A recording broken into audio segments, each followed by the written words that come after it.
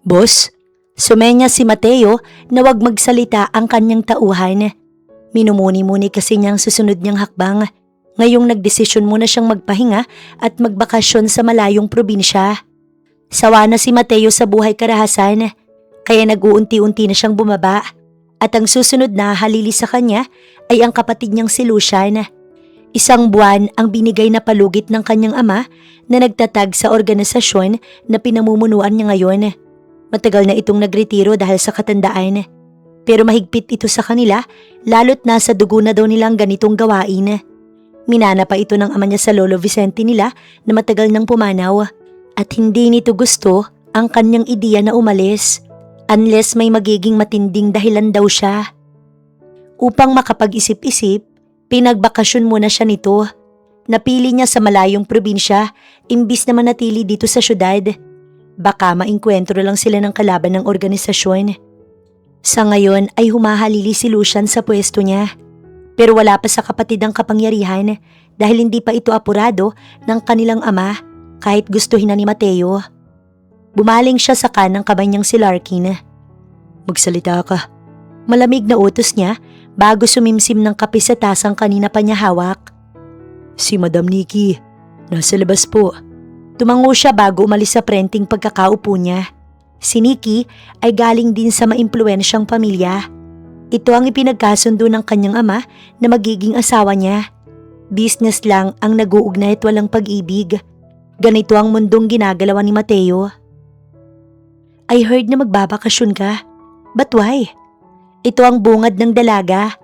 Prente itong nakaupo at may matamis na ngiti sa kanya habang hinihintay ang magiging sagot niya.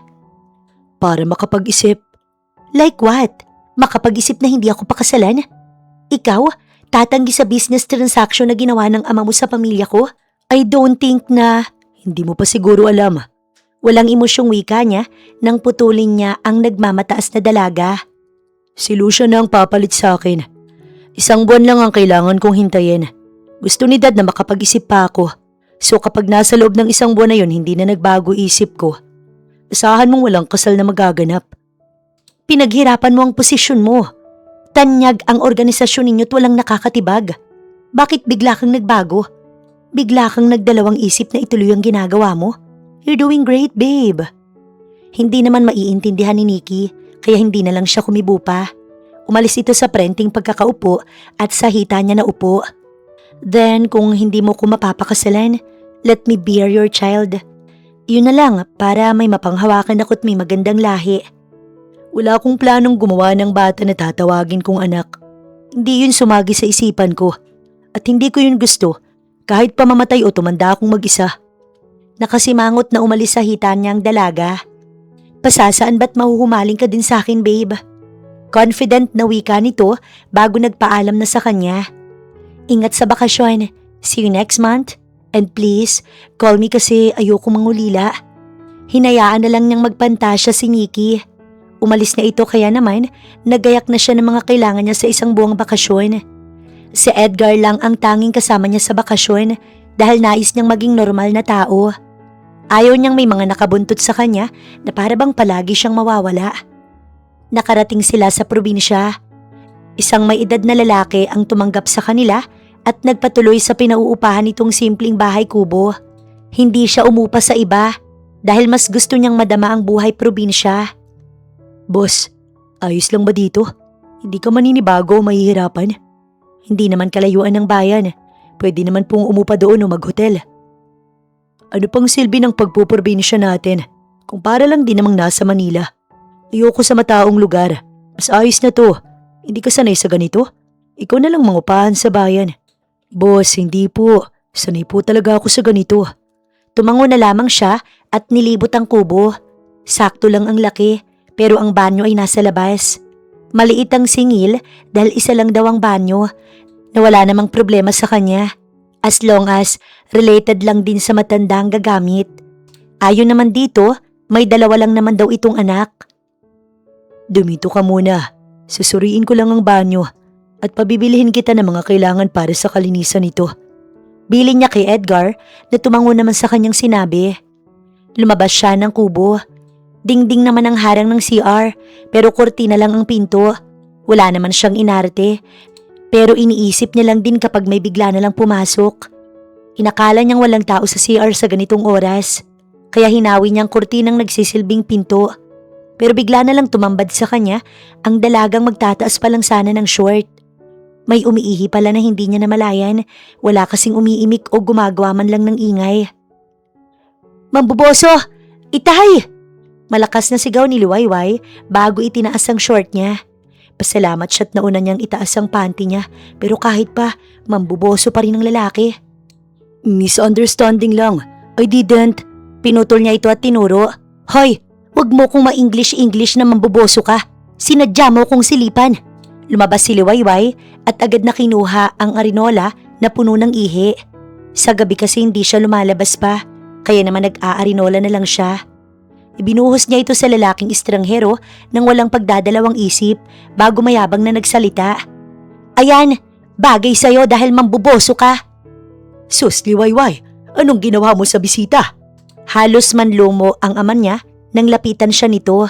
May lumabas pang isang lalaki galing sa bakante nilang kubo. "Bisita ho? Ang mamboboso na yan ay bisita? Baka bisita ka mo, tay."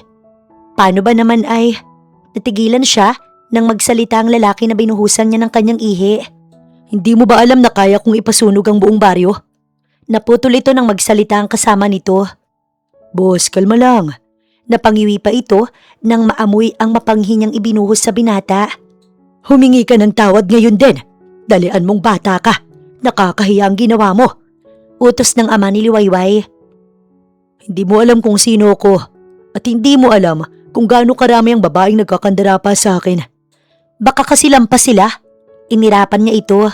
"Bakit ako hihingi ng tawad sa mamboboso niyan? Che!" Pagsusungit pa ni Liwayway bago iniwan ng mga ito. "Pasensya na po sa inasal ng aking anak. Pasensya na ho talaga. Pagsasabihan ko siya upang humingi ng tawad sa inyo." Ito pa ang narinig ni Liwayway mula sa kanyang ama na mas kinainis niya. Dumiretso siya sa bahay at doon nagmaktol. "Bakit ako magsusorry? Bakit ako pa? Dapat siyang magsorry kasi mamboboso siya." "Liwayway, sobra ka. Hindi mo dapat yun ginawa sa nangungupahan sa kubo. Sila'y mula sa Manila at bumiyahe pa rito para magbakasyon. Bakit iyon ang sinalubong mo? Binuhusan mo ng ihi si Mateo." "Itay naman eh. Bumuso nga po siya. Umiihi ako tapos binuksan niya ang..." Pinutol siya ng kanyang ama. "Sinusuri lang niyang palikuran. Wala siyang masamang intensyon. Bakit ba masungit ka ha? Mabait sila, kaya hindi mo kailangan mag-alala na masasamang tao sila. Sana'y itrato mo sila bilang hindi na naiiba. Hindi ba't lahat naman ng nangupahan sa kubo ay kinakaibigan mo? Bakit hindi mo nagawang maging palakaibigan ngayon? Ikaw na bata ka. Inatake ka na naman ng toyo mo. Bumalik ka na doon at humingi ka ng tawad ngayon din." Seryosong utos ng kanyang ama. Hindi biro ang ginawa mo. Bagsak ang balikat ni Liwayway na pumasok sa silid. "Sabi ko humingi ka ng tawad." "Oo nga po pero mamaya na lang ho." Sagot niya bago padabog na nahiga sa papag. "Hindi porkit pogi siya, makakaligtas na siya sa akin." Bulong niya pa sa sarili. Samantalang si Mateo naman ay wala sa mood dahil sa nangyari. Nakaligo siya ng biglaan dahil sa kahibangan ng dalaga. Ihi lang naman ang ibinuhos nito sa kanya. Napakapanghi talaga at tila ayaw maalis ng amoy. Sandamakmak na sabon at shampoo ang kinuskus niya sa buong katawan niya. 3 oras sa banyo si Mateo, mawala lang ang mga germs na kumapit sa kanya. Paglabas niya suot ang bathrobe, hindi rin makatingin si Edgar sa kanya. Nararamdaman nito ang inis niya at alam nito ang mga pwede niyang magawa kapag naiinis siya ng sagad. Salamat na lang talaga ang babaeng yun dahil unti-unti niya nang iniiwan ng madilim niyang buhay. "Edgar, sa tingin mo, anong pwedeng gawing leksyon sa babaeng yun?" "Boss, gaganti ka po ba talaga? Hindi naman ho sa pinipigilan kita, pero hindi ka po kasi niya kilala." Napangisi si Mateo. "Yun na nga eh, dapat siguro magpakilala ako sa kanya." Tanong pa niya nang kuhanin ng baril niya. Sinasagad niya ang pasensya ko. Ngayon lang may gumawa ng ganito sa akin. Walang sino man ang nagtangka na panghasan ako, di ba? Sinulyapan niya si Edgar na tumango sa kanyang sinabi. Matapos lang magbihis, lumabas na muli si Mateo. Sariwa ang hangin sa lugar na to. Hindi tulad sa Manila na puro usok ang naaamoy niya. Habang naglalakad-lakad, nakasunod naman si Edgar pero hindi ito lumalapit sa kanya dahil alam nito na ayaw niya na para siyang batang binabantayan. Inabot ng dilim si Mateo sa paglilibot sa lugar. Maganda ito, may mga tanawin at ilog. Sabi pa ng nakausap niyang maedad na lalaki, marami daw baboy ramo sa gubat at maaari siyang maghunting. Ngunit tsaka na lamang niya yun gagawin kapag nakapag-adjust na siya sa mga ilang araw. Hindi kasi maganda ang first day niya dito dahil sa dalagang si Liwayway. Speaking of Liwayway, natanaw niya ang dalaga na pagawi sa kanyang pwesto. Sumenyas siya kay Edgar na wag lumapit sa kanya't hayaan na lang siya. Akala niya matatakot ang dalaga sa talim ng kanyang titig. Ngunit sadyang matapang talaga ito kaya hindi man lang ito nagdalawang isip na siya'y lapitan. Mateo, tama. Paninigurado nito sa kanyang pangalan. Hindi siya sumagot para lang itong hangin sa kanya. Pasensya na kung yun ang naging reaksyon ko. Iniingatan ko lang ang sarili ko mula sa mga lalaking mapagsamantala. Hindi mo ko sinilipan? Sige, ayos na, amanos na. Mapangmataas pa rin ang boses ng dalaga. Amanos, ikaw ang may atraso sa akin, babae. Hindi mo kilala ang binabangga mo. May pagbabanta si Mateo. Bakit? Padar ka? Teritoryo namin to. Huwag kang magmatapang. Hindi mo din ba ako kilala, ha?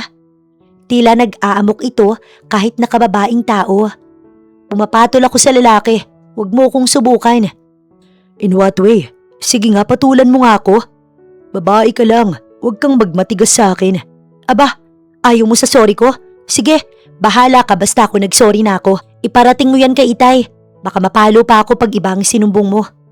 Tumalikod at lumakad na palayo ito sa kanya. Ngunit natigilan ng dalaga nang may dalawang lasing ang humarang. Sobrang ganda mo talaga, Liwayway. Tigilan nga ninyo ako. Pagmamalditan ito sa dalawa. Ibang klase talagang tapang ng dalaga. Natawa lamang siya bago ito pinagmasdan na puwersahin ng dalawa. Nakita niyang palapit si Edgar, ngunit sumenyas siya dito na wag itong tumulong. Sinulyapan siya ng dalaga. Malamig niya itong nilagpasan. Edgar, let's go. Aya niya sa kanang kamay na walang magawa kundi ang sumunod sa kanya. Hoy, sira ulo kaya. Nakita mong pinupuwersa na ako ng dalawang to, wala ka man lang reaksyon? Wala akong obligasyon na tumulong sa'yo. Hindi mo nga alam ang proper way ng paghingi ng tawad, tapos gusto mo ng tulong ko? Virgin pa ako. Kawawa ko pag pinagsamantalahan nila ako. Hindi ka kawawa. Matapang ka, di ba? Sarkastikong tugon niya sa dalaga bago lumakad. Paldo, pre. Rinig niyang wika ng isang lalaki na hawak si Liwayway sa braso. Inilabas ni Mateo ang baril at mabilis na kumilos. Nakapunta agad siya sa likod ng isang lalaki. Bitiwan mong babaeng yan kung ayaw mong sumabog ang laman loob mo. Mabilis na nagsitakbo ang dalawa at ang dalaga nakahinga ng maluwag. Grabe, akala ko mawawala na sa akin ang kayamanan ko. Salamat ha. Baling pa nito sa kanya pero tinitigan lang niya ito bago nagsalita. Mawawala naman na talaga sa'yo yan dahil yan ang kabayaran sa ginawa kong pagliligtas sa'yo. Napakunot ang noo nito at bigla siyang sinuntok. Boss, sinuntok ka! Sigaw ni Edgar. Dumugo ang ilong ni Mateo. Buwisit kang lalaki kaya? Anong akala mo sa puday ko? Hindi pera ang puday ko para ipambayad ko sa'yo. Nakita ni Liwayway na talagang dumugo ang ilong ni Mateo sa ginawa niya. Bigla siyang kinain ng konsensya dahil sa panibagong kasalanan na naman niya sa binata. Sobra na nga yata talaga siya sa pagiging masungit. Lagot na naman siya sa kanyang Itay at natitiyak niya na palo na talaga ang ipangdidisiplina nito sa kanya.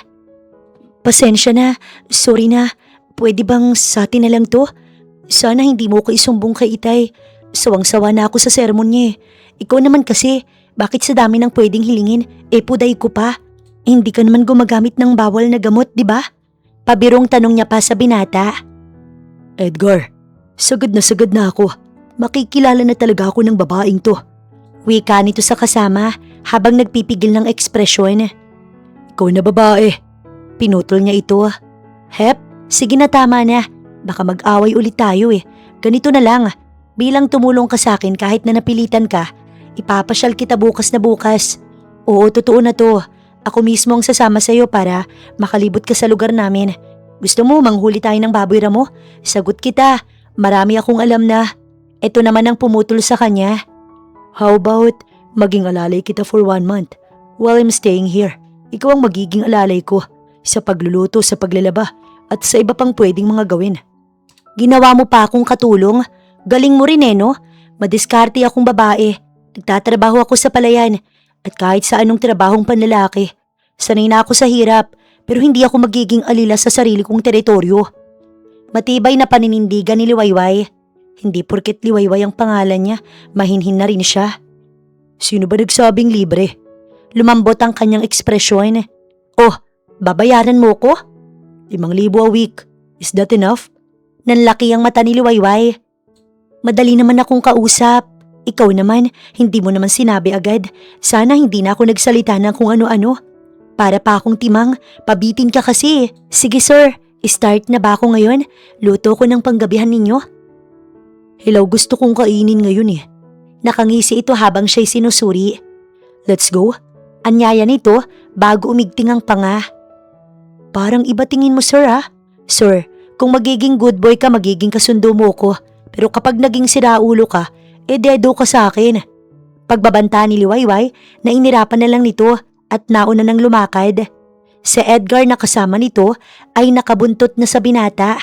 Siya naman ay sumunod na din dahil sa kanya na mismo galing na ngayon ang simula niya sa paninilbihan kay Mateo. Liwayway, hating gabi na. San ka na naman ba sumuong? Ikaw na bata ka. Nawiwili ka. Hindi mo alam ang panahon ngayon. Baka mapahamak ka. Babae ka pa rin kaya kahit anong tapang mo. Kapag lalaki ang nagsamantala sa iyo, wala ka pa ring laban.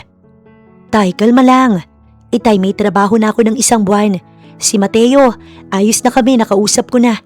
Huwag mo na akong pagalitan kasi ayos na kami, nakipagbati na po ako sa kanya. Ngayon nga, maninilbihan ako, kailangan daw ng tagaluto, tagalaba at iba pang gawain sa bahay. 1 buwan lang naman sayang din naman tay. Ayos lang ba na kinagat ko yung alok niyang trabaho? Ayaw naman niyang magtampo ang ama sa kanya. Basta ba maayos kang makitungo at wala sanang maging problema. Ayokong nahihirapan ka. Gusto ko na iwaksi mo sa isipan mo ang mga gastusin natin. Dahil kaya ko pa namang magtrabaho anak. Ayos lang ang itay. Basta ikaw makipagkaibigan ka lang. Huwag mong i-focus lagi sa trabaho ang buhay mo. Ibig ko bang sabihin huwag yun ang maging sentro ng iyong buhay. Paliwanag nito na naiintindihan naman niya kaya niyakap na lang niya ang kanyang ama. Maaga siyang lumipat sa kubo na inuupahan ni Mateo. Ipinagluto niya na ng almusal ang dalawa. At nang matapos, naglinis na din siya. Sa labahan naman wala pa, kaya hindi muna siya naglaba. Linis-linis lang muna habang hinihintay na magising ang amo. Si Edgar pa lang kasi ang gising at pinag-aalmusal naman na niya pero ayaw pa rin. Hinihintay daw nito si Mateo. Nagising si Mateo. Nabuhay ang dugo niya nang maamoy ang mabangong pagkain na nakahain sa mesa. Nakita niya si Edgar na hindi pa nag-aalmusal. Bakit hindi ka na naunang mag-almusal? Hindi mo na ako kailangang hintayin. Boss, maaga pa naman. Tugon nito, siya naman ay napasulyap sa labas at nakitang dalagang nagwawalis. Masipag ito at simple lang, walang arte sa katawan. Napangiti siya nang hindi namamalayan pero napansin ni Edgar. Boss, maganda ang gising mo ngayon Mabilis na naglaho ang ngiti sa kanyang labi. Maupo ka na't kumain. Anyaya nito na agad namang sumunod. Sa kalagitnaan ng kanilang pagkain, nakarinig sila ng sigaw. Galing ito sa bahay nila Liwayway, kaya naman maging si Liwayway ay napatakbo. Sumunod sila ni Edgar. Alerto ang kanang kamay niyang si Edgar dahil alam nito ang kailangan. Simple lang ito pero napakagaling nitong makipaglaban. Dinat na nila ang 5 lalaki na tila pinupwersa ang ama ni Liwayway. Mang Dante, sobra-sobra ng palugit na binibigay ko sa'yo. Wika ng leader na may sapak pang yosi sa bibig. Hindi nga ho namin isusuko ang lupa namin Matapang na sigaw ni Liwayway. Bakit ba pinupwersa ninyo ang itay ko Ayaw nga naming isuko, kaya nagbabayad kami sa inyo buwan-buwan. Wala naman kaming palya. Bakit ginaganito nyo pa rin ang itay ko? Naluluha sa galit ang dalaga. Naiinip na kasi ako. Buwan-buwan? Pwede namang kuhanin na lang namin. Bakit pa maghihirap sa paghihintay na makatapos kayo sa utang ninyo? Mang Dante, pinautang ko ang pera na wala kang narinig. Tapos ngayon anak mo pa ang galit? Wala sa usapan na kuhanin ng lupa namin. Bayad kami buwan-buwan. Walang palya ni walang kulang. Patuloy na nakikipaglaban si Liwayway nang sampalin ito ng leader. Naupo si Liwayway sa lupa sa sobrang lakas ng sampal. Walang salitang binitiwan si Mateo. Basta't hinugot niya ang baril at pinutukan sa hita ang lalaking sumampal kay Liwayway. Ibabaon kita ng buhay sa ginawa mong pananakit sa babaeng yan. Walang emosyong wika pa ni Mateo. Mateo, tama na. Saway ni Mang Dante sa kanya nang itutok ang baril sa ulo ng leader. Luhaan si Liwayway at namumula ang pisngi. Walang pasabing binuhat niya ito paharap sa kanya at isinampay ang braso nito sa kanyang balikat. Let's go back inside. Bulong nito sa dalaga na walang imik bago lumakad na pabalik sa kubo. Si Mang Dante naman, sinamahan ni Edgar upang isettle ang utang na sinisingil. Wala ding nagawa ang leader at hindi nakapagreklamo kahit pa binaril niya ito. Alam nitong hindi siya magdadalawang isip na ibaon nito ng buhay ngayon mismo kapag pumilit pa ito. Ang itay ko. Nautal pang sambit ni Liwayway nang kumawalay ito sa kanyang pagkakakarga. Babalikan ko ang itay ko. Baka puwersahin na naman siya ng pinutol niya ang dalaga. Everything will be fine. From now on, I will protect you.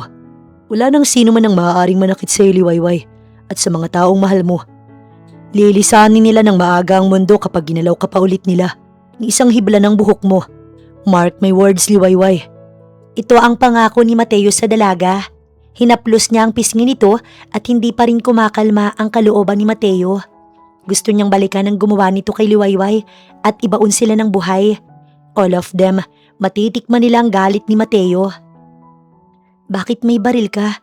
Bakit ang tapang mo? Hindi ka man lang natakot na baka makulong ka.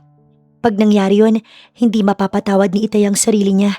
Ayaw niyang may mapahamak pa ng dahil lang sa kanya. Hindi mangyayari yun. Hindi ako makukulong at walang makakapigil sa akin. Hindi mo ako kilala, Liwayway.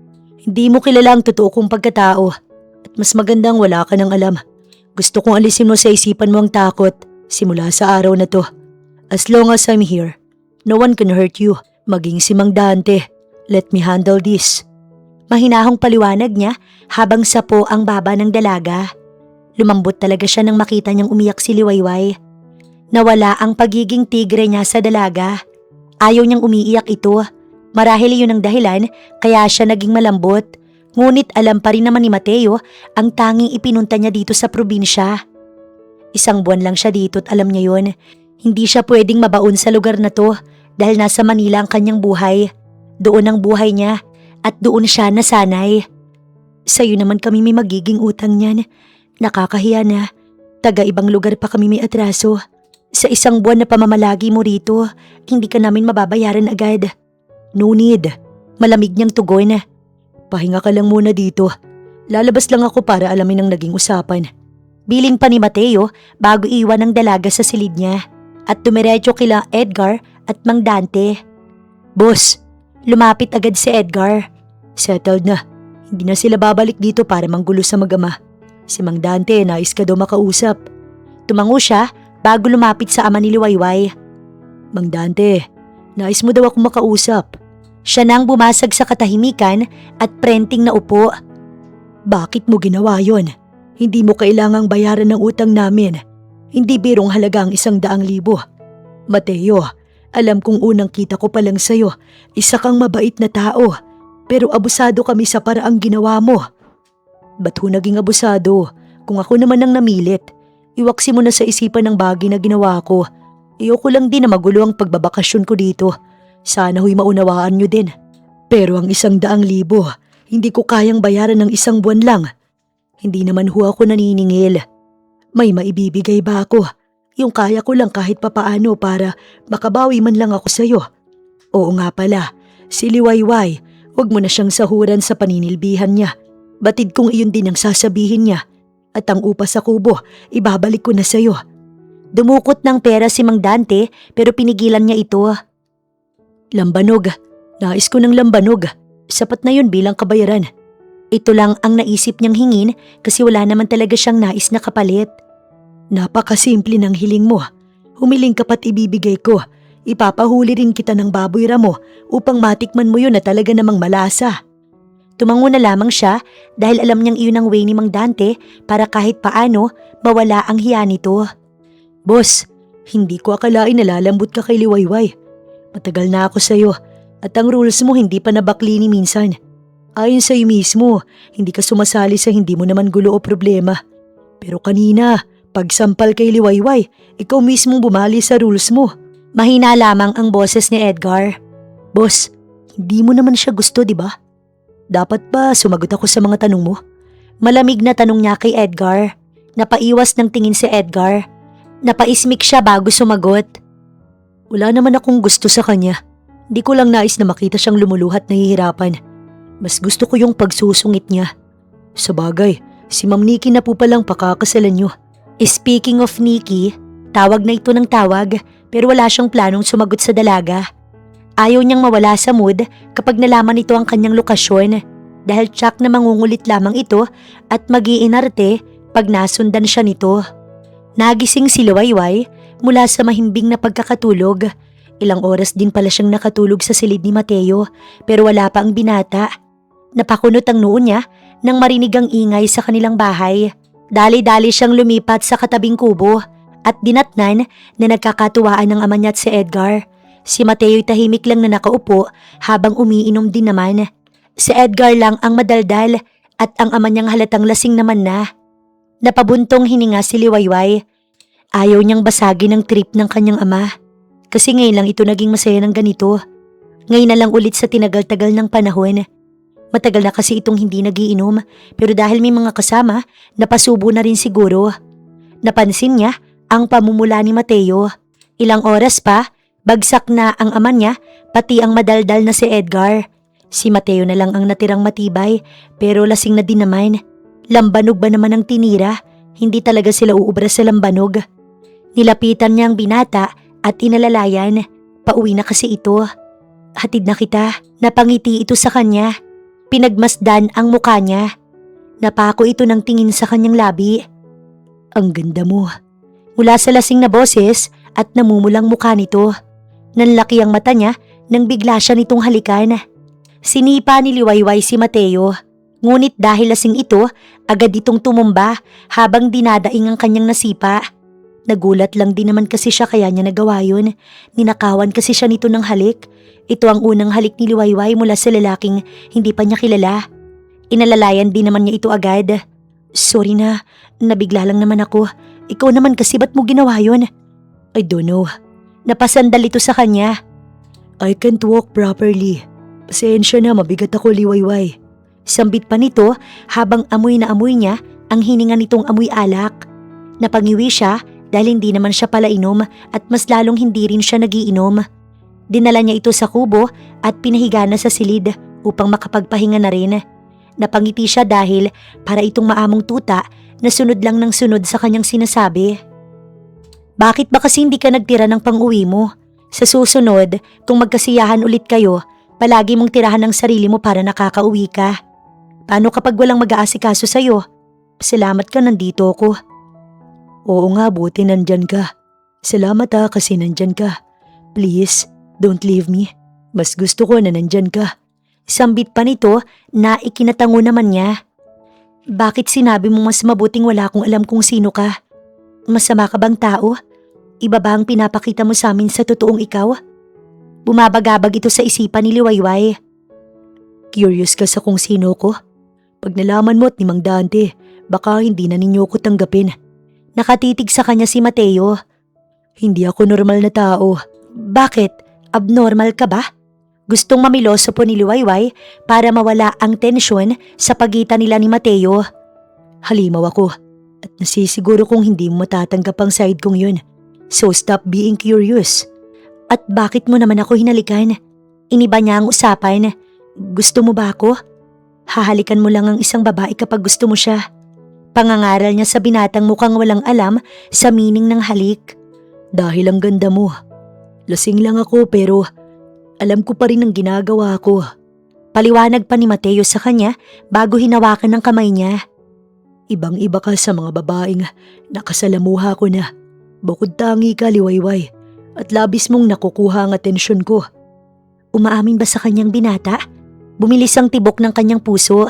Napasinghap na nga siya nang hawakan nito ang kamay niya.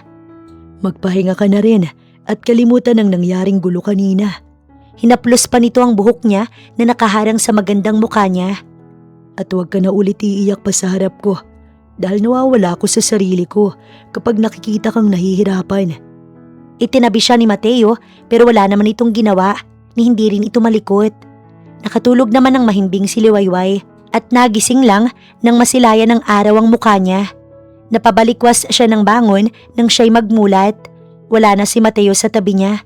Mas nauna pang magising ang may hangover. Nahihiyang lumabas siya ng silid at palinga-linga dahil baka mahuli siya ni Edgar. Good morning, Liwayway. Si Edgar ang bumati sa kanya. Hindi man lang niya napansin na nasa paligid pala ito bago sumapit palabas ng kubo. Magandang umaga sa'yo. Pasensya na, nakatulog ako dito. Si Mateo kasi, hinatid ko lang tapos antok na pala ako. Hindi naman kami tabi, wala kang dapat isipin. Sa baba ko natulog, sa may lapag. Sanay ako matulog sa kahit saan. Palusot pa niya na ikinatango nito habang natatawa. Si Mateo pala, hindi ba't may hangover siya? Nagja-jogging. Gawain niya na yun kahit sa Manila. Sabi niya hayaan lang kitang matulog. Kasi puyat ka daw sa pag-aalaga sa kanya kagabi. Mariing napapikit si Liwayway. Sira ulong lalaking yun, ipapahamak pa ako kay Edgar. Baka idaldal pa ako pati kay Itay. Inis na bulong niya bago muling humarap kay Edgar at ngumiti. Hindi naman, sarap nga ng tulog ko eh. Hindi ko na malayan na nakatulog ako. Sige na, uwi na ako ah. Sana wag mo na lang ding mabanggit sa Itay ko na dito ako nakitulog sa inyo. Pasensya na sa abala at salamat din. Samantalang si Mateo naman, hingal at pawisan dahil sa kanyang pagtakbo. Maaga siyang nagising, mag-aalas 5 bumangon na siya dahil nga nais niyang magpapawis. Natigilan siya para sagutin ng kanyang ama. Dad, napatawag ka. Bungad niya habang hinihingal. Oh, saan ka galing? Bakit hingal na hingal ka? Baka iba na yan ah. Dad, maaga pa para sa joke time mo. Straight to the point. May mga gagawin pa ako. Seryosong wika niya sa amang natatawa. Alright, matanda ka na para sa mga bagay na yan.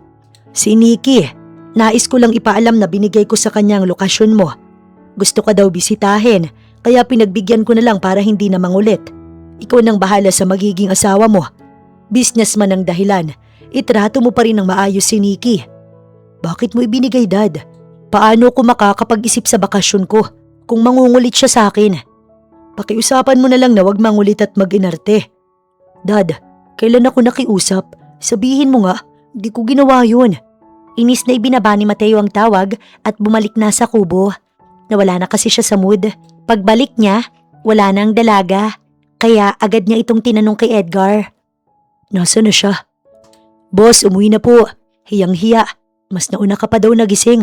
Halatang katabi mo siya kasi kadaming palusot. Natawa na lang din siya sa sinabi ni Edgar. Si Liwayway naman, sinabo ng ama niya sa pangaral dahil inakala na naman ito na siya'y gumala. Matapos magsermon, nagwalis-walis na siya sa labas dahil babalik din naman siya kila Mateo mamaya kapag nakapaglinis na siya sa kanila. Habang nagwawalis, may kotse na huminto sa harapan niya. Hey, may kilala kang Mateo at Edgar na nagbabakasyon here? Napakunot ang noo niya. Umagang-umaga, sinusubukan siya ng kung sino. Unang-una, hindi hayang pangalan ko. Ang dami mong pwedeng itawag sa akin, kahit nga ate na lang eh. At pangalawa, oo may kilala ako, sa amin sila. Pinatigil na siya nito. Ayoko makipagtalo sa dugyot, so you better stop. I'm asking lang naman eh.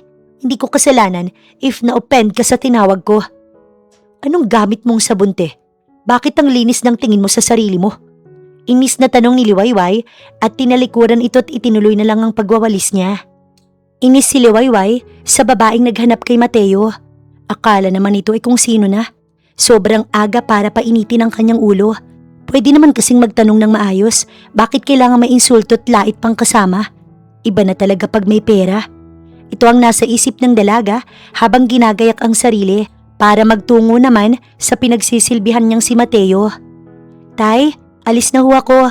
Uwi po ako depende kay Mateo kaya baka doon na ako maghapunan.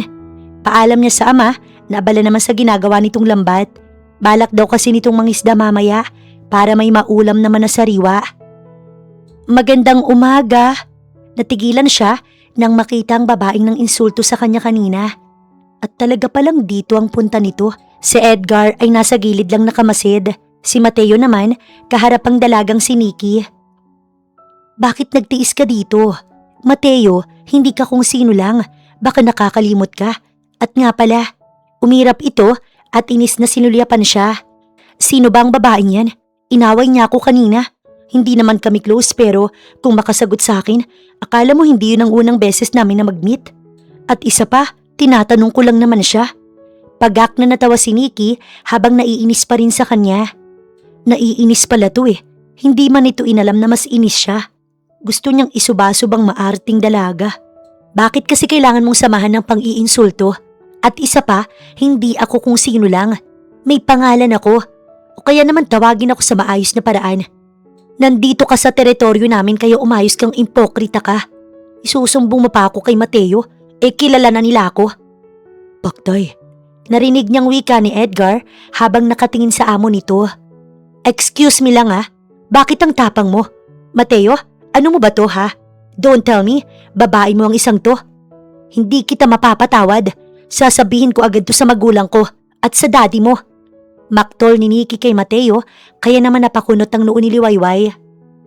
Artimote, bakit? Ano ka ba ni Mateo? Hindi mo lang alam pero kaming dalawa. Pinutol siya ni Mateo. Siya ang tagalinis at tagaluto dito. Don't mind her. At wag mo na rin siyang awayin. Ayaw kong dahil sa pag-iinarte mo, mawalan ako ng trabahador dito. Malamig na paliwanag ni Mateo bago sumenyas kay Edgar na ilabas na muna siya. Wow ha? Pagak na natawa si Liwayway. Hindi mo ko kailangang ipalabas kay Edgar dahil kaya kong lumabas ng mag-isa. Hindi ako magsusumiksik dito. Tandaan mo yan. Ikaw ang kumuha sa akin. At oo, alam ko ang gawain ko dito. Pero ikaw ang nagsimula, hindi ako. Sana alam mo din ang ginagawa mo, Mateo. Simula ngayon, hindi mo na ulit magagawa yun sa akin. Tinutukoy niya sa binata ang halikat motibo na ipinapakita nito sa kanya.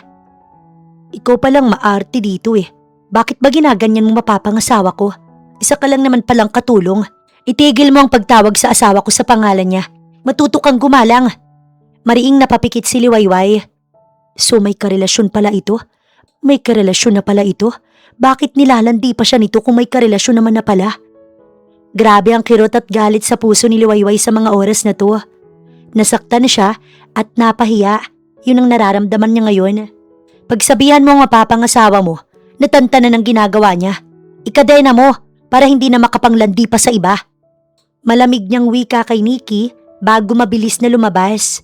Hinabol siya ni Edgar. May ipapaliwanag ako. Sandali lang, Liwayway. Hindi kasi masabi ng boss ko kasi hindi na kailangan. Wala na siyang dapat ipaliwanag dahil malinaw naman sa akin na malakas lang yung trip niya sa buhay. Sa susunod na landiin pa niya ako, hihilahin ko ng pipino niya. At wag na kamo silang magkakamaling insultuhin pa ako ulit dahil matitikman ng hilaw ng Amerikanong yun ang hinahanap niyang gulo. Dumiretso na siya pabalik sa kanilang bahay. Nagulat pa nga ang ama niya pero wala siyang sinabi. Tuloy ang trabaho niya. Wala siyang pake kahit nandoon ang maarting Nikki na yun. Dahil may atraso sila sa binatang si Mateo, ipagpapatuloy niya ang trabaho. Pero wag itong umasa na babalik siya sa dating trato niya sa binata. Hinawakan ni Mateo ang braso ng dalagang si Nikki. Makulit ka talaga. Wala nang kasal, Nikki. Ngayon nakuha mo na ang sagot ko kaya makakaalis ka na. Ipaalam mo na to sa pamilya mo. Si Lucia nang nakaupo sa pwesto. Hindi na ako babalik pa. At wag na wag mong gagalawin ang babaeng yun. Kung ayaw mong masaid ang kabuhayan ninyo. Banta niya sa dalaga na natakot sa kanyang ekspresyon. Hindi niya alam kung anong totoong buhay ko. Kaya wag kang magtatangka na makisali pa. Pero ako ang pakakasalan mo. Fix na yon. Wala nang mangyari lang yon. Kung ako pa rin ang humahawak sa organisasyon. Malas mo kasi nagbago ng isip ko. Nikki, ito na ang buhay ko. At hindi na ako aalis pa sa kung anong nasimulan ko. Para lang sa babaeng yun? Bakit sinayang mo ko? Bakit sinasayang mo ang kapangyarihan at impluwensyang nasa iyo na? Wala kang karapatang magtanong. Ipapahatid kita kay Edgar sa susunod na araw. Pero sa ngayon, manatili ka muna dito. May nais akong gawin. Bakit? Ano naman yun? Gusto kong pagsilosin mo ang babaeng yun. Pero wag na wag mong iinsultuhin dahil mananagot ka sa akin. Banta niya na inirapan ito at sinang-ayunan dahil wala naman itong magagawa. Mahal mo na ba siya? Ikaw umiibig na? Wala pa ako sa puntong yun. So ano, pinaglalaruan mo siya? Hindi rin. Hindi ako marunong makipaglaro, Nikki. Lahat ng galaw ko at desisyon ko, tinototoo ko. Sumimsim ng kape si Mateo. Paniwalain mo siyang magiging asawa mo ko. Pero may limitasyon ka. Ako ang magsasabi kapag titigil ka na at hindi ka na kailangan. Sa ngayon, ipahinga mo muna ang sarili mo. Iniwan niya na ito at lumabas upang sundan ng dalaga. Si Liwayway ba nandyan ho? Tanong ni Mateo nang sundan ng dalaga. Nasa silid. Bakit may naging problema ba? Sabihin mo lang, maaari ko siyang pagsabihan. Wala ho. Wala namang problema, Manong Dante. Maaari ko ho ba siyang puntahan? Nais ko lang sanang makausap. Paalam niya sa ama nito na pumayag naman agad. Hindi na siya kumatok sa silid ng dalaga. Dumiretso siya sa loob at nakita itong nakabihis. Tila may gala yatang pupuntahan. At bakit nandito ka? Sir, pwede bang lumabas ka sa silid ko? Pribado ang silid ko't hindi ako basta nagpa. Hindi ko nasabi sa'yo na darating si Nikki. Pagpasensyaan mo ng kaartihan niya. Pinagsabihan ko na rin naman na siya sa naging asta niya at hindi ka na niya ulit pagsasalitaan pa. Paki ko, wala akong pakialam. Masungit at galit nitong tugon. Boss kita sa trabaho, pero sa bahay ako ang boss dito. Umayos ka, baka upakan kita. Natawa si Mateo. That's so cute. Saan punta mo? Bihis na bihis ka, Liwayway. Puna niya sa dalaga bago naupo sa papag nito na para bang silid na rin niya ang silid ni Liwayway. Makikipagkita ko sa best friend kong si Bobot. Lalaki ba si Bobot? Ito ang naitanong ni Mateo sa kanyang isipan. Obvious naman na lalaki. Napangisi siya bago muling nagsalita. Pag lalaki siya, huwag kang sumama. Delikado ang panahon ngayon. Ayoko lang na mapahamak ka na naman. Palusot ni Mateo bago sinuri ang suot ni Liwayway. Palitan mo, magpajama ka, imbis na nakadress ka. Hindi mo naman siya BF, di ba? Bakit nakadress ka pa? Wala namang gagala ang syudad dito. Paki mo! Mateo, ang boundaries mo. Umayos ka, wag mo kong turuan. At kapag nakita ka pa ni Nikki dito, ano na lang ang sasabihin niya sa amin? Lalo na sa akin. Sasabihin niya nilalandi kita. Umalis ka na bago pa mas uminit ang ulo ko. Itinataboy siya nito. Naiinis si Mateo. Sobrang nakakainis talaga ito para sa kanya. Bakit makikipagkita ito? Sa lalaki pa. At wala siyang paki kahit kaibigan lang yun. Still it's a man. At ang lalaki-lalaki. Na pag umira lang pagiging lalaki nito, baka masulot pa si... Natigilan si Mateo. Para siyang timang sa iniisip. Napangisi siya bago umalis sa prenteng pagkakaupo niya. Nakakainis to. Bulong pa niya bago malamig na sinulyapan si Liwayway. Para na siyang hangin sa dalaga. Patuloy lang ito sa pagpapaganda. Maganda naman ito. Ba't todo papaganda? Itay, alis na ho ako. Si Bobot naman ho kasama ko. Hindi naman niya ako pababayaan kahit gabihin pa. Paalam pa nito bago dumiretso na sa labas. Sinundan pa rin niya ang dalaga. Makulit ka talaga no? Hindi ka talaga makikinig sa akin? Itay ko nga walang problema eh. Bakit ikaw? Ang dami mong reklamo sa akin. Boyfriend ba kita? Umalis ka na. Gigil nitong itinuro ang kubo na tinutuluyan nila ni Edgar. Umuwi ka na at makipagbanding sa magiging asawa mo. Bukas na ako papasok kapag naipaliwanag mo na sa kanya na ayokong pupunahin niya ang trabaho ko. Mariing napapikit si Mateo dahil galit talaga ang dalaga sa kanya. Bumalik siya sa kubo na grabe ang inis na nararamdaman. Nakita siya ni Edgar at agad na nilapitan. Boss, ayos ka lang? Mukha ba akong ayos? Napakatigas ng ulo niya. Hindi man lang siya napigilan at parang mas gusto talaga niyang Bobot na yun. Edgar, sabihin mo nga kung may kulang sa akin. Pangit ba ako?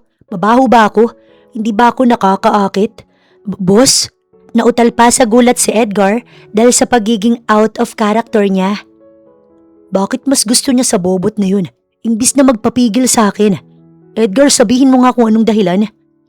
Boss, baka nagsiselos siya kanina at galit siya kasi nagsinungaling ka sa kanya. Mali naman kasi talaga na. Naputol si Edgar nang lumabas si Nikki. Mali ang what? Ikaw Edgar, lason ka din sa isipan ni Mateo eh. Nakakainis dito. My gosh, wala man lang aircon. Hindi ako makatulog at mas lalong hindi ko kere ang huminga sa matigas na papag nila. Gosh, I can't believe it. Ngayon ko lang naranasan to. Sinamaan siya nito ng tingin. Since hindi mo naman ako pakakasalan, uuwi na ako ngayon din. Hindi ako mabubuhay sa lugar na to, Mateo. I want to go home and spend my life sa mga luxurious na pamumuhay. Bahala kang mabulok dito sa probinsyang to. Reklamo ni Nikki, pero walang gana niyang sinagot ito. Bukas uuwi ka na. Edgar, ihatid mo na siya bukas na bukas. But for now, I need you. Need mo para pagselosin si Liwayway? Eh sa itsura mo mas nauna ka pang magselos. Ayan, namumula ka sa tindi ng pagsiselos mo. Nakakabwisit to, ni hindi ko man lang naranasan sa'yo yan. Uuwi na ako bukas. Malakas na wika pa nito bago pa dabog na bumalik ng silid. Samantalang si Liwayway at Bobot naman ay naglakad-lakad sa dalampasigan habang ikinakwento niya sa kaibigan ang mga nangyayari ngayon sa buhay nilang mag-ama. Dahil abala si Bobot sa trabaho, ngayon na lang ulit sila nakapag-banding. So anong plano mo? Don't tell me, nahulog ka na sa kumag na yon. Sinungaling siya no? Nilandi-landi ka tapos may magiging asawa na pala? Girl, wag mong isuko ang puday mo sa lalaking gaya niya. Hindi niya pala nabanggit kay Mateo na bading si Bobot. Nakakatawa nga eh. Iiwas naman ako at saka isang buwan lang naman siya dito sa atin.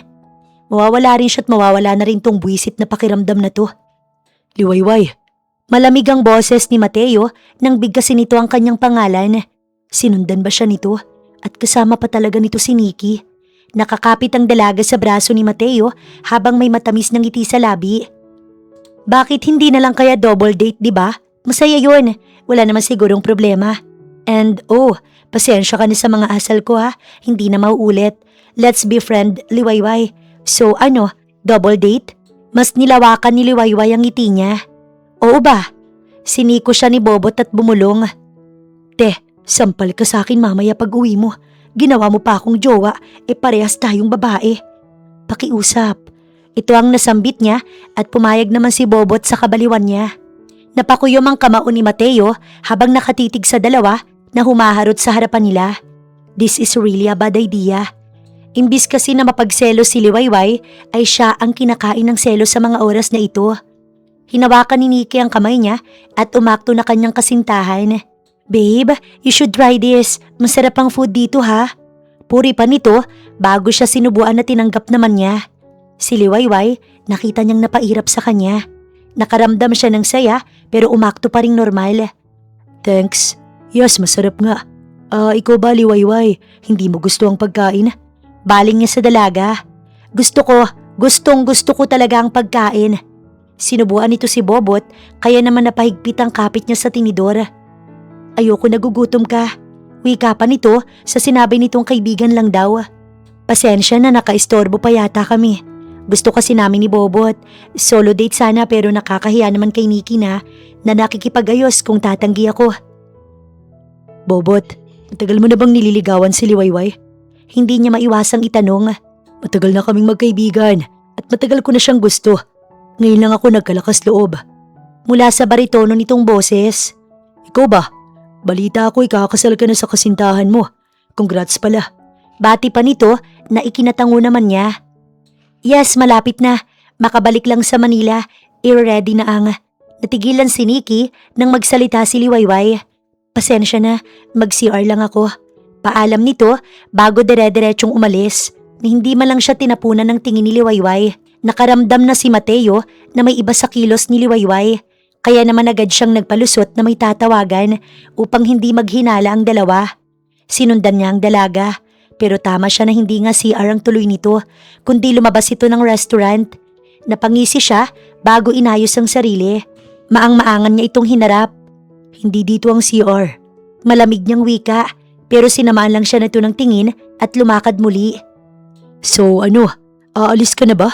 Iiwan mo ang kaibigan mo na sinabi mo sa akin? Sarkastikong tanong niya. Bakit? Ano bang gusto mong gawin ko? Manood kung gaano kayo nag-iibigan ni Nikki?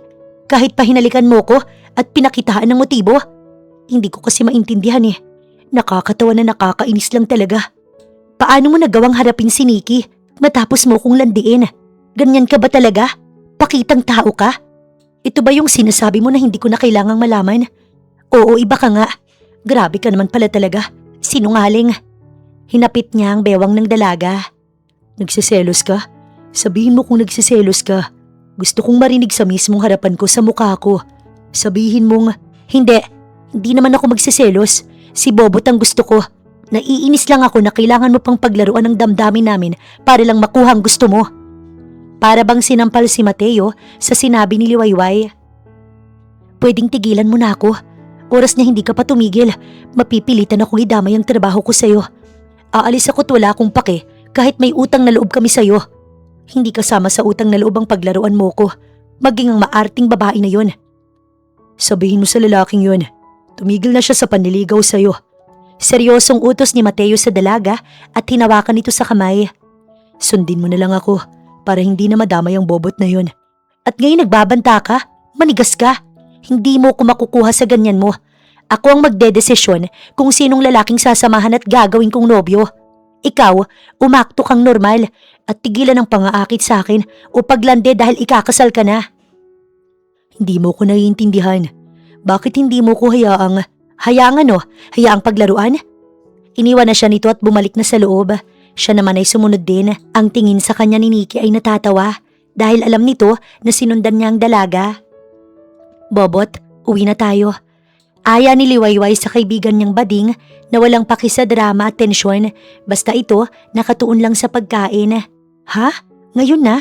Wala naman sigurong problema, di ba? Pero sige kung yan ang gusto mo. Inayos nito ang sarili.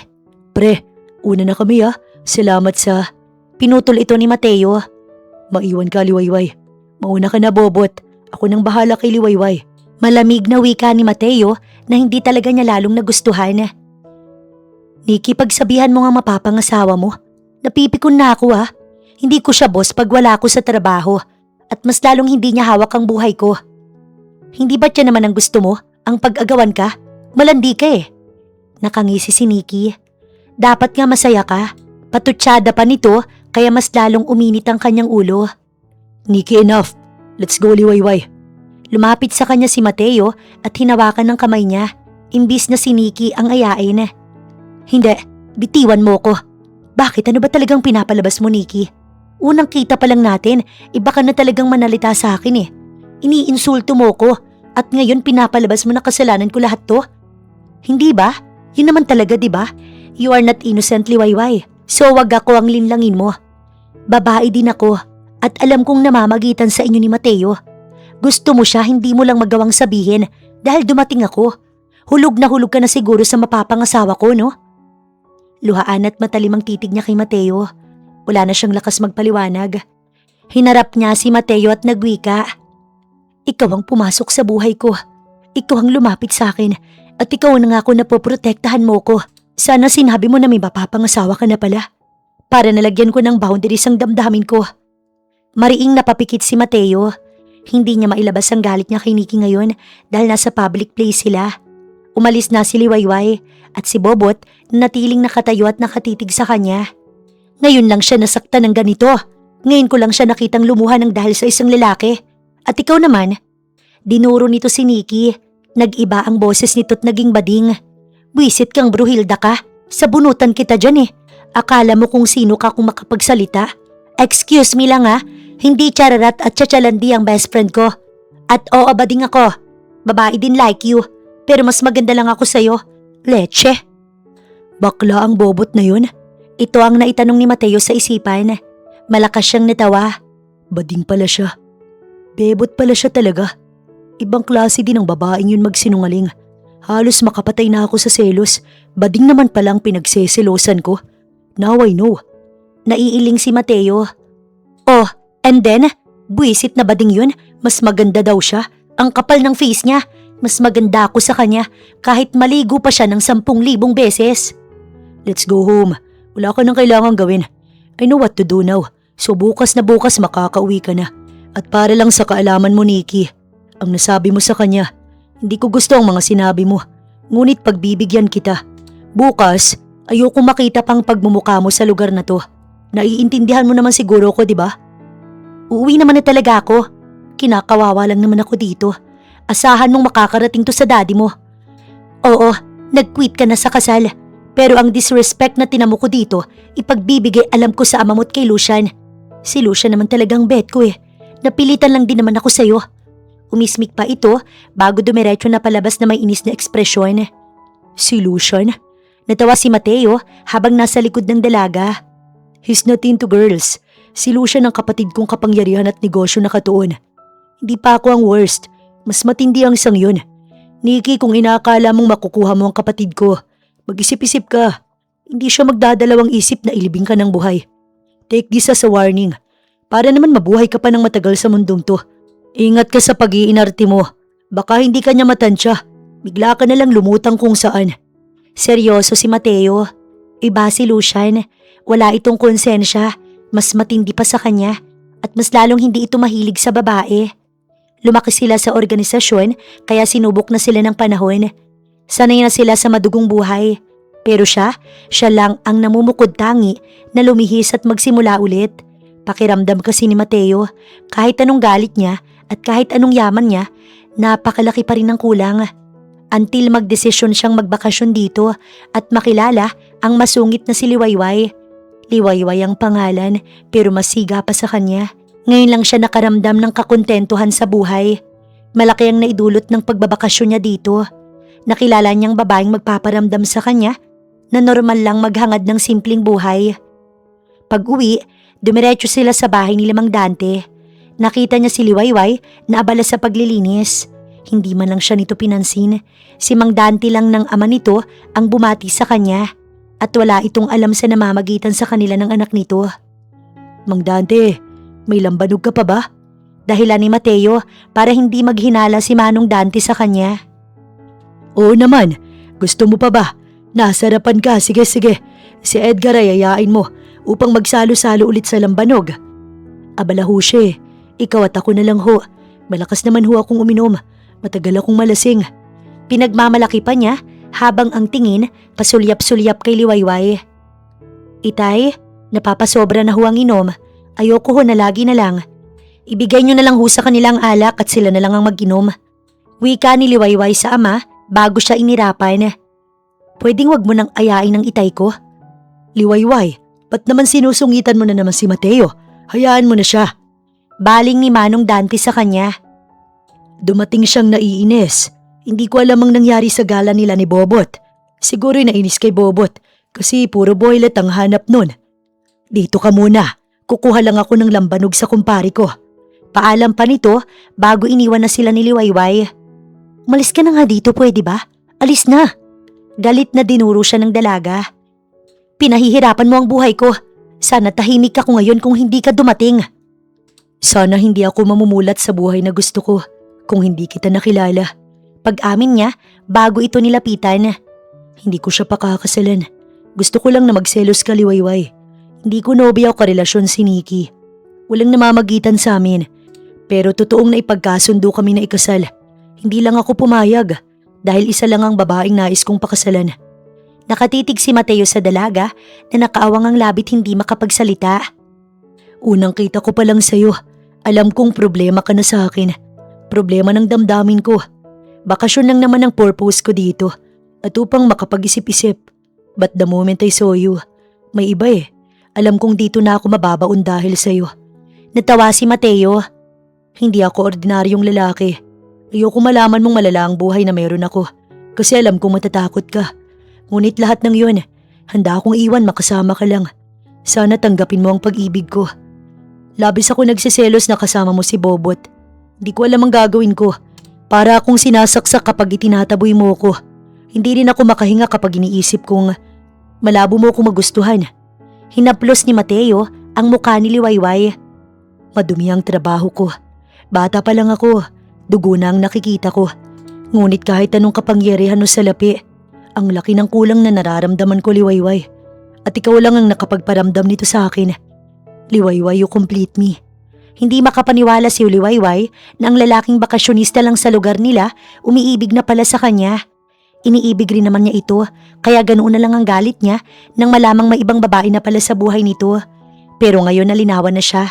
Malinaw na sa kanya na hindi nito karelasyon si Nikki at napakasaya ng kanyang damdamin. Wala akong pake kahit anong buhay ang meron ka. Iniwan mo naman yun, di ba? Mateo, tatanggapin kita ng buong buo. Mamahalin kita at handa akong ibigay sa iyo ang lahat. Huwag mo lang akong paglaruan. Hindi kita paglalaruan. Mahal kita. Mahal na mahal kita, Liwayway. Ang kanilang labi ay naglapat at ang damdamin na pinipigilan ay sumabog. Malawak ang ngiti ni Liwayway habang nag-aasikaso sa kanilang bahay. Maganda rin ang naging gising niya dahil sa ganap sa pagitan nila ni Mateo. Walang nangyari. Wala pa sila sa stage na yon. Getting to know each other pa rin, pero masasabi niyang magkasintahan na nga talaga sila. Oo, may boyfriend na siya. Ngunit hindi pa niya masabi sa itay niya dahil baka kung anong masabi nito o baka hindi nito magawang tanggapin. Natatakot na nahihiya si Liwayway kaya pag-usapan na lang muna nila ni Mateo kung paano ang gagawin sa pag-amin sa kanyang ama. Liwayway, bakit nakangiti ka ng mag-isa dyan? Puna ng kanyang ama. Agad na inayos ni Liwayway ang sarili bago tumugon. Wala po. Maganda lang po siguro ang gising ko, itay. Tay, kumain ka na ba? Aalis ka naman, di ba? Tanong pa niya habang itinutuloy ang pagwawalis niya. Oo nga pala. Isinasama ko ni paring Berting sa pangangaso. Kaya naman hindi ako makakauwi ngayong gabi. Nandyan naman at may kapitbahay. Hindi ka naman mag-isa rito. Hindi na rin ako magtatagal at huwag ka na nga lang umalis pa ng gabi ha. Bilin pa nito, kaya pala gayak na gayak. Si Mateo at Edgar, maging mabait ka sa kanila. Ipagluto mo sila ng masarap. Sa pagdating ko, baboy ramo ang ulam. Tumango na lamang siya bago niyakap ang ama. Ingat po, tay. Napansin ng kanyang ama ang pagiging malambing niya. Hindi ka sinasabi sa akin, kaya ka ganyan. Pero sige, pag-uwi ko na lang natin pag-usapan. Napailing-iling si Liwayway dahil kilalang kilala talaga siya ng kanyang ama. Hinatid niya na ito ng tingin bago bumalik sa ginagawa niya. Maya-maya ay sa kabila naman siya maglilinis. Hindi nga nagtagal ay lumipat siya sa kubo nila Mateo at Edgar. Nakita niya na pawisan ng binata, pati si Edgar, tagatak sa pawis. Agad siyang kumuha ng bimpo para ito ay punasan, pero natigilan siya nang maalala na kasama pala nila si Edgar na wala pa rin namang alam sa real score between them. Ikaw din, Edgar, punasan kita. Bakit ba pawisan kayong dalawa? Maang-maangan niyang tanong. Hindi ko din alam sa bossing ko eh. Biglang nagayang maglinis tapos nagluto na din. Wala ka nang gagawin eh. Napasulyap siya kay Mateo na guilty naman at napaiwas lang ng tingin. Maupo ka na lang. Malapit na kaming matapos. Ano pang magiging trabaho ko? Ginawa na ninyo ni Edgar ang dapat kong trabaho. Napakamot pa siya sa batok. Boring naman sa bahay, wala si Itay. Bukas pa ang uwi niya dahil mga ngaso siya. Wika pa niya na ikinaliwanag ng mukha ni Mateo sa hindi niya malamang dahilan. Dito ka muna. Dito ka na lang para hindi boring. Anyaya ni Mateo na ikinakunot ng noo ni Edgar. Edgar, labas ka muna pwede? May inabot itong black card. Buy anything you want. It's on me. Basta wag ka munang babalik agad ah. Mahigpit na bili nito na ikinabilis ng tibok ng kanyang puso. Seryoso to, bossing? Wala kalta sa sahod? Ayos to ah. Natutuwa itong bumaling sa kanya pero napakunot ang noo nito't natigilan. Sandali, hindi ba ako nalalaman? Pinutol ito ni Mateo. Layas na. Pagtaboy ni Mateo kay Edgar, kaya naman nakahinga siya ng maluwag. Tahimik lang siya habang pinagmamasdan ng binata sa paglilinis. Pawisan na talaga ito, kaya naman nagmungkahi na siyang alisin ito ang t-shirt. Baka matuyuan kasi ito ng pawis. Alisin mo na ang t-shirt mo, pupunasan kita. Nahihiya pa niyang sabi habang hindi makatingin sa nobyo. Nobyo niya na ito pero nahihiya pa rin siya. Para bang hindi pa rin matanggap ng utak niya ang ganap sa kanilang dalawa. Pero komportable naman siya. Wala siyang nararamdamang takot kay Mateo. Mahal niya na ito at sinabi niya na nahanda niyang ibigay ang lahat dito. Hindi niya nababawiin yon dahil buo na ang kanyang desisyon. Dito ka na lang matulog mamaya. Bulong ni Mateo sa kanya na nakapagparamdam talaga ng kiliti sa kanya. Pero ayos lang kung hindi ka... Sige, dito ako. Sana hindi pa umuwi si Edgar. Makulit kasi siya eh. Tinext ko na siya na wag na siyang umuwi. Don't worry about him. Ikaw at ako lang ngayon hanggang bukas. Siniil siya ni Mateo ng halik na agad naman niyang tinugunan pero hindi pa niya alam kung tama ba ang ginagawa niya kasi wala talaga siyang experience sa ganito. Ngayon lang niya nailalabas ang ganitong side niya sa nobyong si Mateo. Nakangiti ito nang buhatin siya patungo sa silid nito. Habol nila ang kanilang mga hininga dahil sa tagal din ng pag-iisa ng kanilang labi. Inihiga siya ni Mateo sa papag. Napapikit siya. Ngayon, kaharap niya na ito't napatitig na lang siya. Grabe, ang dambuhala nito. Sa tingin nga niya hindi ito kakasya sa kanya. Mariin siyang napapikit upang pag-isipang mabuti dahil baka ito na ang huling araw niya sa mundo.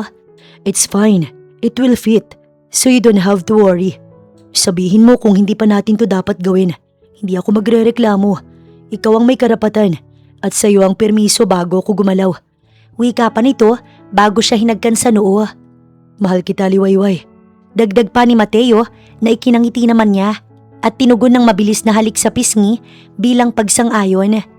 Naganap ang pag-iisa nila sa umagang tapat at plano ni Mateo na gabi ay napaaga dahil sa tensyon na kagabi pa nila nararamdaman. Walang takot na isinuko ni Liwayway ang rosas niya na namumukadkad na dahil sa dilig ni Mateo. Pakasalan mo na ako. Wika ni Mateo sa pagitan ng kanilang pagmumuni-muni. Tapos na sila at kapwa lantang gulay. Hindi mo pa nga nasasabi kay Itay eh. Wala pa siyang alam at kapag pumayag na siya, sige, pakakasal ako sa'yo. Pero pag hindi siya sang-ayon, paano na? Gagawin ko lahat para maging sang-ayon siya. Oo, napasok mo ng puday ko eh. Gawin mo talaga lahat. Diretsang tugon niya na ikinahalakhak ni Mateo.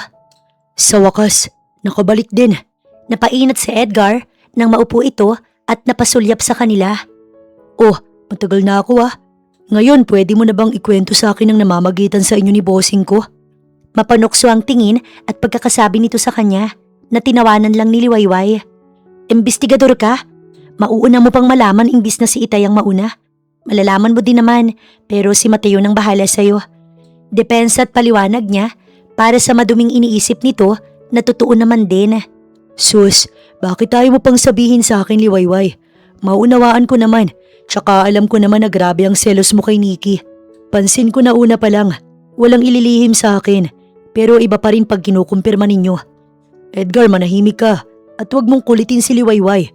Saway ni Mateo bago hinawakan ng kamay niya. Sa inyo na ako magstay? Wala pa naman si Itay. Bulong na tanong nito na ikinatango niya habang inaalalayan siya ni Mateo. Ang bagay na iyon kasi sa kanya ay may sugat pa. Hindi siya komportable dito, lalo at nakamasid si Edgar. Sa bahay nila, makakapagpahinga siya ng komportable dahil wala pa naman ang Itay niya. Bukas pa ang uwi nito, kaya maaari pang manatili sa tabi niya si Mateo at makakabanding niya pa ito. Maupo ka muna, magluluto ko ng dinner natin. I love you. Malambing na sambit nito bago siya hinagkan sa noo. Napaka-sweet nito. Sobrang maingat din si Mateo sa kanya. Lalo pa ngayon at nabiyak na nito ang iniingatan niyang yaman. Masakit pala, wala siyang naramdaman na enjoyment sa umpisa. Ganoon ba talaga sa umpisa? Akala ba naman niya ang pakikipag-isa ng katawan ay masaya pero para siyang binugbog. Napabuntong hininga siya bago ipinikit ang mata dahil napapagod pa siya. Samantalang si Mateo na abala sa pagluluto ay nakatanggap ng tawag mula sa kanyang ama. Yes, Dad. Why don't you come home first? Then we'll talk about what's happening to you. Nakarating na sa akin ang balita na itinaboy mo si Nikki at kinansel ang inyong kasal. Why is that happening? Sabi mo bigyan kita ng maganda at valid na reason para hindi ka na tumutol sa pag-alis ko sa organisasyon, right? May rason na ako ngayon, Dad. And I want you and Lucian meet her. So babae ang dahilan. Anak nga kitang bata ka. Sigurado ka na ba sa pag-alis mo? Lucian asking me kung talaga bang handa ka ng bitiwan ng kapangyarihan mo. Hindi siya naniniwala. Basta ka nalang aalis na parang wala kang pakailam sa pinaghirapan mo. I'm dead serious. Where's Lucian? Is he there? Isama mo siya pag pumunta ka dito, Dad. I'm not going back there. Dito na ako ililibing sa piling ng babaeng mahal na mahal ko. Pinaplano ko na ang kasal, so I need you here. Gusto kong mamanhikan na. Lucian, I know nandyan ka, kaya sumama ka. Wika pa niya at narinig nga niyang tawa ng kapatid niya. Tinamaan ka na din pala ng sumpa. Yeah, I'm coming too. Sana lang hindi ka magsisi na iniwan mo itong lahat sa akin. But if you want me to take it back, pwede naman magsabi ka lang sa akin. Wala akong dalawang isip na ibabalik sa ito pag na-broken ka sa babae. Iba siya sa ibang babae. Iba si Liwayway, so respect her. Hihintayin ko kayo dito. Call me kapag may naging problema. I'm always here, bro. At salamat sa pagsalo mo sa obligasyon ko. I'm sorry for leaving. Pinutol siya ng kapatid. Too much drama. Don't worry about me. I can handle it. No need to overthink. Binabanan niya ang tawag matapos makipag-usap sa ama at kapatid niya. Inasikaso niya na ang dinner nila ni Liwayway dahil alam niyang gutom na ito sa dami ng inirihiyan na nawala sa nobya. Also, he's happy na hindi na ginawang big deal ni Nikki ang pagkansela niya sa kasal. So it means tuloy-tuloy na to. Wala nang makakahadlang pa sa pagmamahal niya kay Liwayway. Si Mang Dante na lamang ang kailangan niyang makausap upang maipaliwanag ang relasyon nila ni Liwayway. Parang namumutla ka. Napuna ito ni Mateo sa dalaga nang hatiran niya ito para makakain. Lumipat pala ito sa silid. Hinipo rin niya ang noot leeg nito upang maramdaman kung mainit ba ito. Napaawang ang labi niya dahil nilalagnat ito. I will take you to the hospital. Sambit niya bago kinarga ang dalaga. Ayaw pa sana nito pero ayaw rin naman niyang makitang nahihirapan ng kanyang nobya.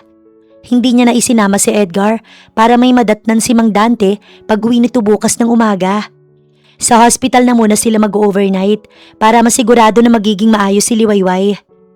Pagdating sa hospital ay agad itong sinuri. Nalaman nila na nilagnat ito dahil sa una nilang gabi. Nabigla ang katawan ni Liwayway at hindi naman daw ito masama na dapat ikabahala. Nag-a-adjust lang daw ang katawan ni Liwayway kaya bukas makakalabas din sila. Binigyan na lang din ito ng gamot para humupa ang lagnat. Since may kalayuan ng bahay sa bahay nila Liwayway, talagang magpapalipas na sila dito. Liwayway! Alalang-alala ang ama niya nang makarating ito kinaumagahan. Itay, pasensya po, nag-alala ka pa. Nak, ayos ka na ba? Bakit ka na hospital? Sabi ko naman mag-iingat ka eh. Napabuntong hininga si Liwayway at lakas loob na umamin sa ama. Itay, kami na ho ni Mateo at may nangyari na po sa amin. Napatingin si Mateo sa kanya na parang sinasabi na ba't ngayon niya pati naon. Ngunit binaliwala niya ito. Ayaw na kasi niyang magsinungaling sa kanyang ama. Lalo't ganito pa ang nangyari sa kanya. Ayaw niyang lokohin ng kanyang ama na walang nangyayari, hindi kaya ng kanyang konsensya. Sumama ka. Baling nito kay Mateo. Itay, Sambit ni Mateo sa kanyang ama. Pakakasalan ko naman siya. Talagang ikakasal ka sa anak ko. Halika, sumama ka, tahanap ako ng magkakasal sa inyo. Tay naman, agad-agad po. Nautal pa si Liwayway. Aba Liwayway, anong gusto mo? Inuna nga ninyo ang labing-labing ninyo, tapos ayaw pa ninyong iplano ang kasal? Hindi pwede sa akin yan. Putulin ko ang batotoy nito kapag hindi ito sumunod sa akin. Oho, tara na ho itay. Si Mateo ang nag-aya sa kanyang ama. Tahimik lang si Liwayway at ang nobyo niyang si Mateo habang sinisermonan sila ng kanyang ama. Madami na itong kinausap. Gusto na rin itong makausap maging ama ni Mateo. At ayon naman kay Mateo, nasabihan na nito ang ama at ang kapatid na si Lucian. Naikwento na nito si Lucian sa kanya. At mabait naman daw yun, sadyang tahimik at hindi lang gaya ng ibang lalaki. Nakakatakot daw kasi ang aura nito dahil hindi ito friendly. Ikaw ba'y sigurado ka na sa anak ko? Baka isipin mong papayag ako basta dahil may utang kami sa'yo. Hindi mangyayari yon. Mahal ko ang anak ko at gusto ko na mahal niyang mapapangasawa niya. At kung sa bahay nga'y natigilan ito at napabuntong hininga. Hindi naman ibibigay ng aking anak ang sarili niya kung hindi kanya gusto. Maliban kung iyo siyang pinilit, di ba? Ikaw ba'y pinilit mo ang anak ko? Itay, hindi ho. Hindi niya ako pinilit. Kusa ko hong binigay ng buong puso ang aking sarili. Mahal ko ho si Mateo. Nobyo ko ho siya. Hindi lang namin nasabi agad sa inyo. Ngunit may namamagitan na po sa amin. At ipaglalaban ko po ang pag-ibig ko. Gaya kung paano niya ako ipaglalaban ngayon sa inyo. Seryoso at lakas loob na sagot ni Liwayway. Hindi ho ba't ito naman ang nais mo? Itay, sabi mo, gusto mo ko mag-asawa na. Eto na ho, mag-aasawa na ako. Pakakasalan ko si Mateo. Huwag lang ninyo siyang pahirapan. Mga batang to. Napapalatak ang ama niya bago bumuntong hininga. Basta, iharap mo ang ama mo sa akin bukas na bukas din. Bili nito kay Mateo. Sige na. Pahinga na muna't itong anak ko mukhang pagod na pagod. Kaya na hospital pa. Sige na, mauna ka na sa kubo, Mateo. Si Liwayway hindi na siya magtatrabaho dahil kailangan niyang magpahinga, sabi ng doktor. Inalalayan siya ng kanyang ama patungo sa silid. Nakauwi na sila at si Mateo naman sumunod din sa ama niya. Wala itong naging sagot o pagtutol sa ama niyang nagalit at nagsermon sa kanila. Para din naman ito sa desisyong gagawin nila. Nauunawaan niya ang pag-aalala ng kanyang ama dahil mahal na mahal lang naman talaga siya nito. Natatakot lang ito na masaktan siya, lalo taga-ibang bayan si Mateo. Ikaw na bata ka, pasaway ka rin talaga. Sige na, magpahinga ka na. At huwag ka na munang mag-isip ng kung ano-ano. Sabihin mo lang anak kung ayaw mo makasal sa kanya. Hindi ako magpupumilit. Ikaw ang malayang magdedesisyon. Nais ko lang malaman mo ang pag-aalala ko bilang iyong ama. Itay, sorry po kung ganito ninyo nalaman ang relasyon. Itay, hindi naman po ako aalis eh. Hindi kita iiwan dito. Isasama po kita kung kinakailangan. O kaya ay makikiusap kay Mateo na dito na lang kami tumira. Umiiyak na paliwanag ni Liwayway dahil sa mata ng kanyang ama, alam niyang nalulungkot ito. Iniisip nito na mawawala siya sa tabi nito at maiiwan itong mag-isa na hindi naman niya kayang gawin. Hindi niya iiwan ang kanyang ama.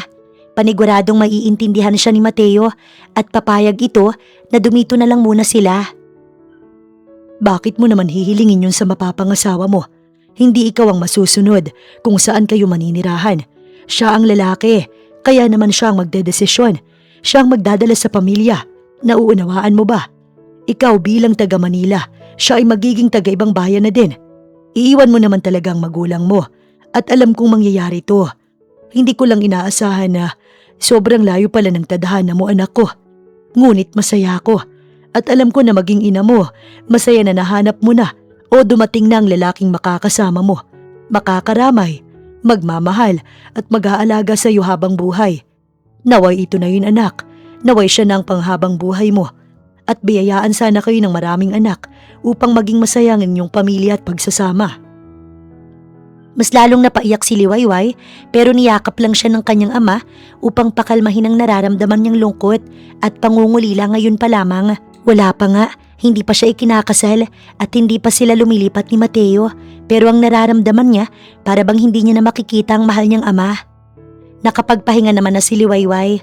Makalipas lang ang isang araw, maayos na ulit ang kanyang pakiramdam at nakakagalaw na siya ng maayos. Sabi ni Mateo, ngayon ang dating ng ama't kapatid nito kaya nagbalak siyang magluto kahit papaano. Si Mateo ang nagsabi na wag na siyang mag-abala. Binili naman daw kasi niya sa dalawa na magdala ng makakain kaya hindi na rin siya nagpumilit. Magandang umaga ho. Ang kanyang ama ang agad bumati sa ama ni Mateo. Ikinagagalak kong makilala ang ama ni Mateo at ang kapatid niya.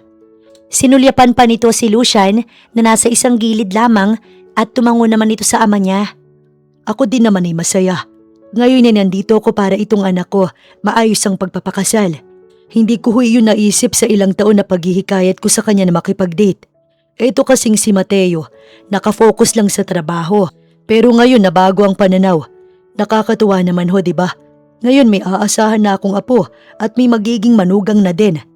Napasulyap pa sa kanya ang ama ni Mateo. Wala naman ho bang kalukuhan itong anak ko? Sabihin niyo lang ho akong bahalang magbigay ng leksyon. Iha, pasaway ba ang anak ko? Sana makatagal ka sa kanya. Hindi kasi siya sweet na tao eh. Gustong matawa ni Liwayway. Hindi sweet? At kailan nangyari na hindi sweet si Mateo? Halos lang gabi na nga sila. Ibang-iba si Mateo pag silang dalawa lamang. Sobrang cute pa nito. Parang hindi naging masungit sa kanya sa mga unang araw na nakilala niya ito. Sa ekspresyon ni Liwayway, mukhang mali ang iniisip mo, Dad. Sumabat si Lucian. Mukhang baliktad ang sinasabi ng reaksyon niya. So sweet ka bang boyfriend ha?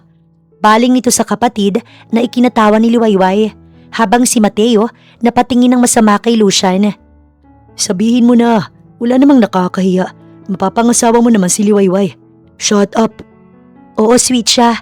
Sa totoo lang, maalaga po talaga siya sa akin at may malakas ang pakiramdam niya kapag alam niyang naiinis o nalulungkot ako. Wala pong problema kay Mateo. Mukha lang po siyang walang pake o nonchalant pero ang totoo, mapagmahal po talaga siya. Ayun naman pala. Natawa si Lucian bago mapang-asar na tinitigan ng kuya. So after ba ng kasal, lilipat na kayo sa Manila? Nakaramdam ng lungkot si Liwayway pero tanggap niya na ano man ang desisyon ni Mateo dahil ito ang magdedesisyon sa magiging pamilya nila. Dad, dito na kami for good. Dito nakatira ang mapapangasawa ko. At dito ko nais manirahan dahil mas peaceful dito. Iniwan ko ang magulong gawain. Kaya bakit ako babalik sa lugar na yun? Nandito ang pamilya ng magiging asawa ko. Dito na kami maninirahan at magpapamilya. Ito ang seryosong tugon ni Mateo na nakapagpaluha kay Liwayway. Hindi niya akalain na nararamdaman pala nito ang bigat na dinadala niya at ang pangungulila na mararamdaman niya sa kanyang ama. Well, I respect that. Ikaw at si Liwayway ang magdedesisyon, kaya iginagalang namin yun ni Lucian. Sabagay, busy din naman ang kapatid mo sa trabaho. Hindi mo rin siya makakasama palagi. Dito peaceful at masaya. I'll make sure na palagi kaming dadalaw sa inyo at lahat ng needs nyo ipo-provide ko. Let me do that bago ka pa umangal. Gusto ko lang na hanggat malakas ako'y spoiled ang mahal ko.